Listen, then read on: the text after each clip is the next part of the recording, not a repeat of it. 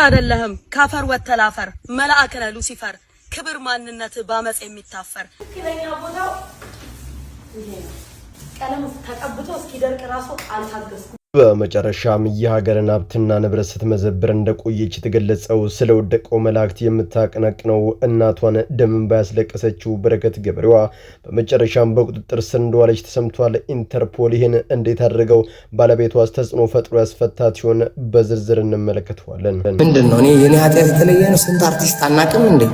እንደኔ የሆነ ስንት አርቲስት ላውጣም ይስማቸው ስንት ሚኒስትር አለ፣ ስንት ባለሀብት አለ እንዴ? ተው እንጂ እንታወቃለን። በመጨረሻም በከባድ መንፈስ ሲሰቃይ የቆየው ወንድማችን ሶፎንያስ አስቀድሞ በተለያዩ መንፈሳዊ ቦታዎች በማቅናት ወደ ደህንነቱ ከተመለሰ በኋላ ወጥቶ ወደ ማገገሚያ ተቋም እንዲገባ የተደረገ ሲሆን በአንድ ላይቭ ላይ ገብቶ እንደሱ የሆኑ በርካታ አርቲስቶች፣ ቲክቶከሮች፣ ባለሀብቶችና ሚኒስትሮች እንዳሉ የገለጸ ሲሆን የተናገረው መረጃ ማመን አትችሉም። በዚህም ወላጆች ልጆቻችሁን እንዴት እንደምትጠብቁ መረጃዎችን ሰጣችኋለሁ። ለምን እንቸገራለን? ለምን ሰዎች ጎዳና ይወርቃሉ? ለምን የሚበሉት ዳቦ ያጣሉ? እንዴት ትልልቅ ሰዎች ለማኝ ይሆናሉ? በመጨረሻም ስለ አርሲ ባለማተቦች ድምጽ መሆናቸው ምክንያት ዘብጥያ እንዲወርዱ የተፈረደባቸው ቆራጥና ጀግና ኦርቶዶክሲያን መካከል ቀሲስ ዶክተር መዝገቡ ካሳ አንዱ ናቸው።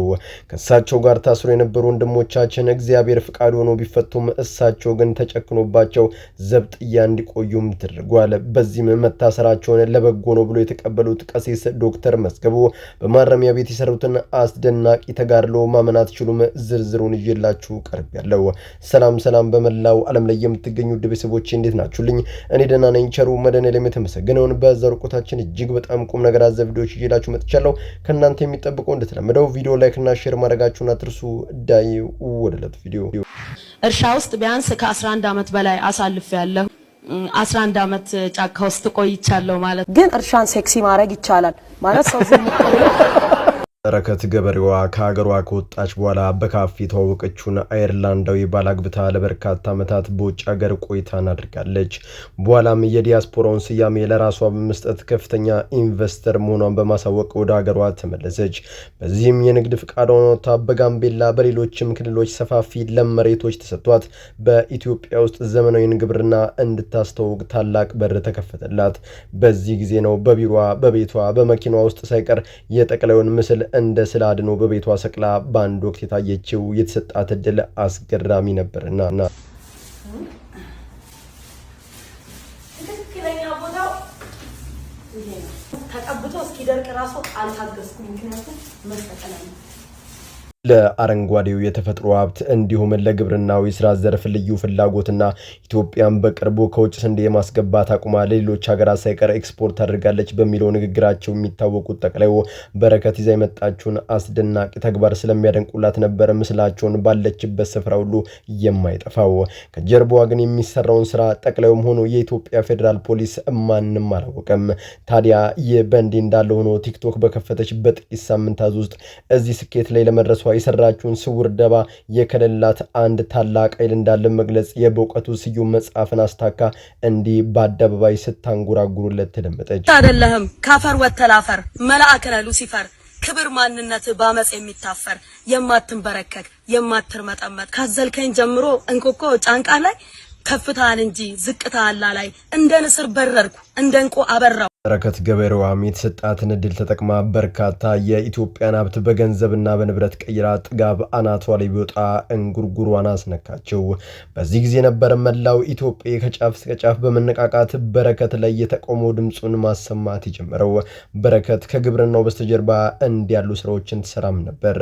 ከመንግስት የተቀበለችው መሬት ለታይታ ጥቂቱን በማልማት ለሚኒስትሮች ታሳይና ሁሉም የተረከበችው መሬት በልማት እንዳዋለ ታረጋግጥላቸዋለች። በዚህም ይህን ነገር ሰርቲፋይ ካደረገች በኋላ በርካታ ሄክታር መሬቶችን ከውጭ ለኢንቨስትመንት ላይ መጡ ዜጎች በከፍተኛ ገንዘብ በመደራደርና በማስከፈል ብሎም ከሚኒስትሮች ጋር የተነሳችውን ፎቶ ማሳየት የቅርብ ሰው መሆኗን ግነግራ ገንዘብ ከተቀበለች በኋላ አፍንጫችሁን ላሱ እንደምትልም ይታወቃል። በቅርቡም በርካታ የሀገርና የህዝብ ንብረት ከተዘረፈ በኋላ የነቀው ፖሊስ በነዳጁና በሌሎችም ጉዳዮች ላይ ክስ መስርቶባት እንደነበረም የሚዘነጋ አይደለም። ወደ ቀድሞ ጉዳይ ስመልሳችሁ ታዲያ ያንን ግጥም በመግጠሟ የኢትዮጵያ ህዝብ ብቻም ሲሆን 9 ወር አመጣ የወለደቻት እናቷም ሳትቀር በእንባ እንዲህ ስትል መደመጧም አይዘነጋም ነበር። ለነሱ ያከፈልኩት ዋጋ ነው። በጣም ያዘንኩት ግን በመልሳት አምላክ ዋጋ ተታረቀ ንስሐ ብትገባ ዛሬ ውስጥ ደስተኛ እናት ጥበበኛ እናት ወደፊት የሚፈጠሩን ልጆቿን ነገር አስቀድማ የምታውቅ ብለናትና ምንም በረከት ገበሬዋ ፊታውን ብታዞርባቸውም ክፉዋን ማየት አልፈልግም። እንዴት አድርጌም እንዳሳደግኳት እኔ ነኝ የማውቀው። ወደ ፈጣሪዋ ተመልሳ ንስሐ ብትገባ ደስ ይለኛል ሲሉ እናታዊ መልእክታቸውን አስተላለፉ። በዚህ ጊዜ ነበር በርካታ ዛሬ በማጭበርበር ወንጀል የተያዙትን ትላንት ደግሞ ስኬታማ ተብለው ወጣቶችን ሲያነቃቁ ከነበሩት መካከል መንሱር ጀማል፣ ነጻነት ዘነበ ቀጥሎም በረከት ገበሬዋ በተሰጣት መድረክ ላይ እንዲህ ስትተውን ስታነቃቃ የታየችው ሳለ የተባለ ዛፍ ቀበሌ ቆረጠው አለኝ። እንግዲህ ለማንም ብዙም ሚዲያ ላይም ተናግሬ መማላቀውን ነገር ልንገራችሁ። በረከትም ውስጧን እያወቀው አፈቅቤ ውስጥ ጩቤ እንደሚሉት አበው በዳዊት ድሪምስ ላይ ቀርባ ለነዚህ ተስፋ ለሰነቁ የሷን አርአያ መከተል ለሚፈልጉ በሺዎች ለሚቆጠሩ ምስኪን ወጣቶች ድራማውን አቆለጳጳሳ በማቅረብ ከፍተኛ አድናቆትና ጭብጨቦችም ጎረፈላት። ታዲያ ይህን ተከትሎ ዳዊትም ከነዚያ ምስኪን ወጣቶች ገንዘብ በመሰብሰብ እነዚህን የቁርጥ ቀን ልጆችን ደግሞ በመጋበዝ በአንድ ድንጋይ ሁለት ወፍ እየመታ እሱም ቢዝነሱን ያጧጥፎ የነበረበት ወቅት ነው። አይደርስ የለምና ቀኑ ደረሰ። እውነትና ድፍረቷ እያደረ ይጠራል እንደሚባለው መታሰሯም እንዲህ ተነገረ። በረከት ገበሬዋ ነዳጅ ማጭበርበር ወንጀል ተጠርጥራ ተከሰሰችም። ገበሬዋ መታሰሯ ተሰምቷል። በመጨረሻም በአንድ ወቅት እስራኤል ኢራንና አሜሪካ በሚያደርጉት ግጭት ሳቢያ የሆርሙዝ ሰርጥ መዘጋቱን ተከትሎ በመላው ዓለም ላይ ከፍተኛ የተባለ የነዳጅ እጥረት ተስተውሏል። በዚያን ወቅት የነበረው የህዝባችን ውጭ ማደርና የእግር ጉዞም የሚዘነጋ አይደለም። በረከትና መሰሎቿ ደግሞ ይህንን እጥረት ልክ እንደ ክፍት የስራ ዕድል ቆጥረው የራሳቸውን ሲውር ዲፖ አስቆፍረው የነዳጅ ስወራ ማድረግ ጀመሩ። ለምን እየናረ ሲሄድ በህገወጥ በከፍተኛ ዋጋ ለመቸብቸብ እንዲያመቻቸው። በኋላም ፌዴራል ፖሊስ በደረሰው ጥቆማ መሰረት በቁጥጥር ስር ውሎ ምርመራ ከፈተባት። በኋላም ጥቂት እንደቆየች ዋስትና መብቷ ተጠብቆላት ወደ መጣችበት የባለቤቷ ሀገር አየርላንድ አቀናች። በቀናት ማግስትም ፖሊስ ሌላ መረጃ አግኝቻለሁ፣ ግለሰቧ አደገኛ ሴት ናት፣ በቁጥጥር ስር ተዋለልኝ ቢልም በረከት ገበሬዋ ግን ስሯን ስለምታው ከመጋፈጥ ይልቅ መኮብለልና መጥፋትን ብቸኛ አማራጯ አደረገችው። በዚያም ከደረሰች በኋላ የፈሪ ሽለላዋን እንዲህ ስትል አስደመጠች። ቃሌ ማንኛውም ምድራዊ ኃይል ቢመጣ የሶሻል ሚዲያ ጋጋታ ቢንጋጋ አላቆምም ስራ። የትኛውም ምድራዊ ኃይል እኔን አያስቆመኝም ስትል የምትደመጠው በረከት ገበሬዋ ኢንተርፖል ጉድ ይዞባት መጥቷል። እንደሚታወቀው አየርላንድ የኢንተርፖል አባል ሀገር የሆነችው ኦገስት 12 1947 ሲሆን የሚገኘውም በዋና ከተማዋ ዱብሊን ውስጥ ነው። ጋርዳ ተብሎ የሚጠራው የአየርላንድ ፖሊስ ከኢንተርፖል ጋር በመተባበር ዓለም አቀፍ ወንጀሎችን እንደሚከታተል የተደራጁ ወንጀለኞችንም እንደሚያሳውቅ ሲሆን ከኢትዮጵያ ፌዴራል ፖሊስ በተጻፈለት ደብዳቤ መሰረትም ማምሾን በረከትን ከመኖሪያ ቤቱ በመወሰድ ምርመራ መጀመሩ የገለጸ ሲሆን ከአየርላንድ የትም እንዳትወጣ ስሟን በተለያዩ ኤርፖርቶች በትኖ እሷን በመልቀቅ ኢንቨስቲጌት ማድረግ ጀምሯል። እውን ኢንተርፖል በረከትን ወደ ኢትዮጵያ መልሶ ተጠያቂ እንድትሆን ያደርጋት ሲሆን አሁናዊ የበርካቶች ጥያቄ ሆኗል። በዙሪያ እናንተ ሀሳብ ምንድነው? ሀሳባችሁን ኮሜንት ላይ አስፍሩልኝ። ለምን እንቸገራለን? ለምን ሰዎች ጎዳና ይወርቃሉ? ለምን የሚበሉት ዳቦ ያጣሉ? እንዴት ትልልቅ ሰዎች ለማኝ ይሆናሉ?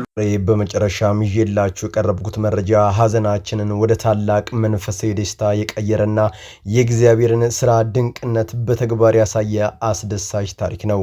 ስለ አርሲ ባለማተቦች መከራ የድምፅ አልባዎች ድምፅ መሆናቸው ምክንያት ብቻ ዘብጥያ እንዲወርዱ የተፈረደባቸው ቆራጥና ጀግና አባታችን ቀሲስ ዶክተር መዝገቡ ካሳ በታሰሩበት ማረሚያ ቤት ያደረጉት ተጋድሎ የሁላችንንም ልብ የነካ ሆኗል። እውነተኛ አባት በሄደበት ሁሉ ብርሃን ነውና እስር ቤቱን ወደ ቤተክርስቲያን ቀይሮታል። እንዴት ሆነ? በዝርዝር እንመልከተው። ቀሲስ ዶክተር መዝገቡ ካሳ በማረሚያ ቤት ውስጥ ሆኖ ጊዜያቸውን በሐዘንና በቁጭት አላሳልፉም። ለምን ታሰርኩ ብሎ ከማማረር ይልቅ ፈጣሪ በዚህም ቦታም የሰጣቸው የነፍስ ማዳን አደራ እንዳለ ተረድተዋል። በዚያም መሰረት ቅዱስ የሆነውን የወንጌል ቃል በማረሚያ ቤቱ ለነበሩና ፈጣሪን ለማያውቁ የአማንያን እስረኞች መስበክ ጀመሩ። የቃሉ ኃይልና የአባታችን መንፈሳዊ ጽናት የተጋባባቸው በርካታ እስረኞች ልባቸው ተሰብሮ ክርስትናን እንዲቀበሉ መደረጉ የሰሞኑ ትልቁና አስደሳቹ ዜና ሆኗል። ስጋ ቢታሰርም መንፈስና እውነት ግን የብረት ግድግዳን ጥሶ ነፍሳትን ማደን እንደሚችል ቆራጡ አባታችን በተግባር አሳይቶናል። የእግዚአብሔር ቃል ግን አይታሰርም። ይህ የአባታችን ታሪክ አዲስ አይደለም። በመጽሐፍ ቅዱስ ውስጥ ከተጻፈው የሐዋርያ ሥራ ጋር ፍጹም የሚመሳሰል ነው።